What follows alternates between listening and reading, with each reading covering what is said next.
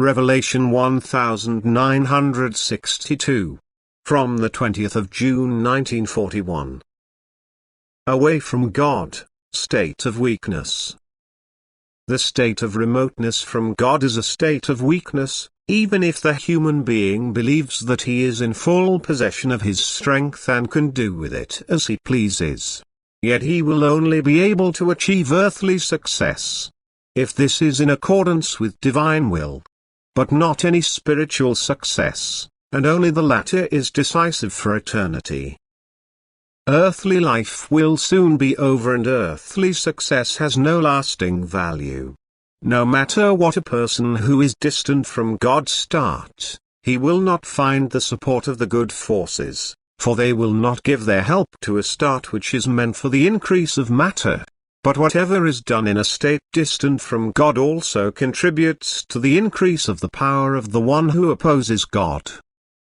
If the human being sacrifices his will, that is, if he subordinates it to God's will, then the desire has awakened in him to come closer to God, and now he also has the strength to.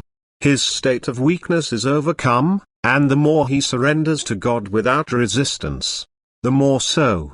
He now approaches the original state, the state in which the being was in full possession of the strength from God, but which can never be with a being which has distanced itself from God as the giver of strength. The earthly change without God can therefore never result in spiritual success for the human being, for there are only two possibilities: to establish the connection with God and thus good forces to receive the strength which is from God, or to turn the will towards God's adversary, which makes the supply of strength from God impossible. But anyone who does not acknowledge God is far from him, and correspondingly closer to the adversary, who will always stimulate him to act against God.